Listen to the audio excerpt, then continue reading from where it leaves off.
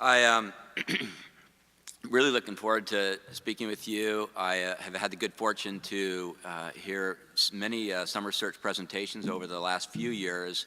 I've gotten so much out of those. I hope you can get just at least a half out of what I have to say as what I've gotten from listening to probably some of you speak. I'm from the Bay Area. I started Backroads, not the TV show, but the travel company, about 29 years ago. From the Bay Area, grew up in Moraga, pretty, I guess you could say, normal middle-class existence on the surface, but maybe I'll go below the surface and tell you about what it was really like. I have two brothers, Rick and John, both older than me. My oldest brother, Rick, was a child of the 60s.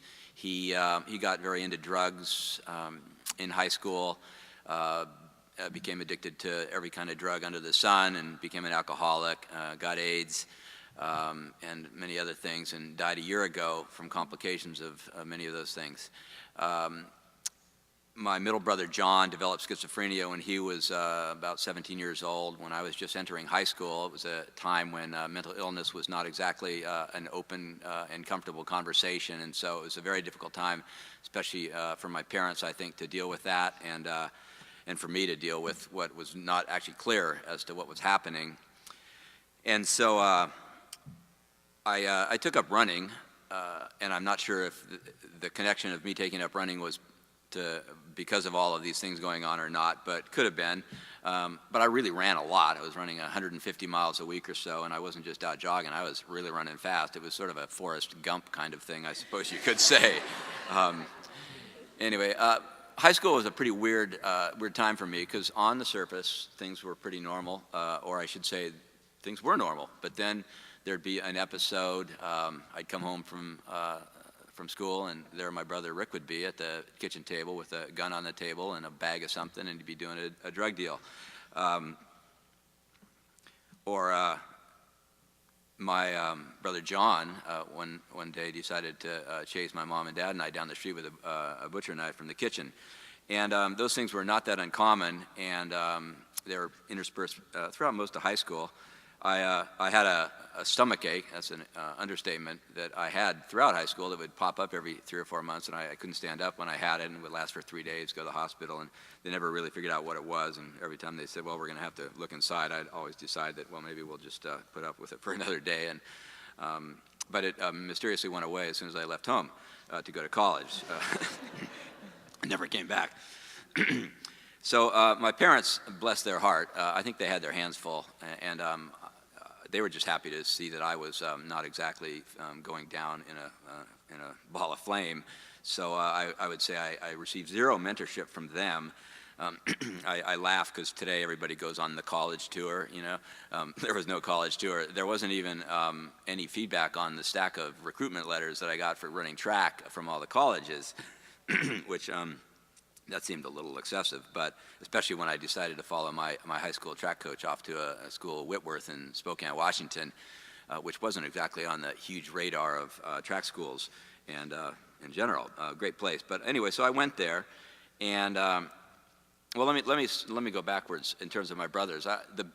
The question of who are my biggest mentors, my brothers definitely, in a negative sense, were my biggest mentors. And I think that maybe some of you in the audience can probably get something out of that, having been through some fairly challenging experiences.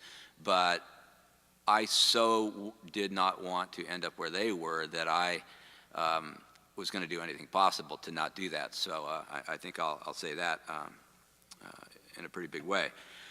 So I loved running trails through the woods with my dog, and I did that like up to 150 miles a week, as I said.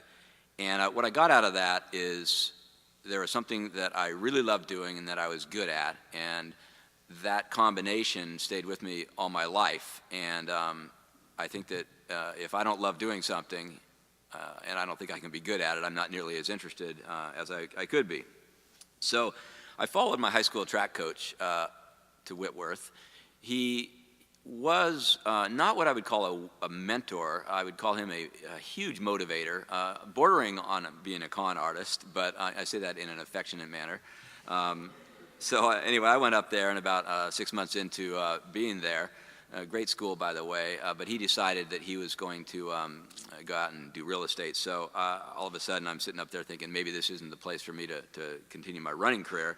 So I, in the middle of the night, woke up and decided that I wanted to transfer to the University of Oregon, which was kind of the center of middle distance running at that point in time. So finished up my freshman year and did that. Went to Eugene and was ineligible for a year, but then in the second year was on a full ride scholarship and running at Oregon, and that was a great experience. But once again, I woke up one night and I don't know, there just was something that wasn't quite right. So decided that night that I was going to quit school and do something a little different. So did that.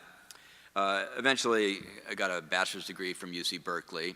Went traveling that summer for 3 months to Europe and enrolled at UCLA in a master's program in environmental planning. And I think midway through that 2-year master's program, once again, woke up in the middle of the night. And I remember really clearly saying to myself, you know, I can do anything I want. And what I think I was really saying is maybe this isn't it. Better late than never, 7 years of higher education, deciding that wasn't necessarily it.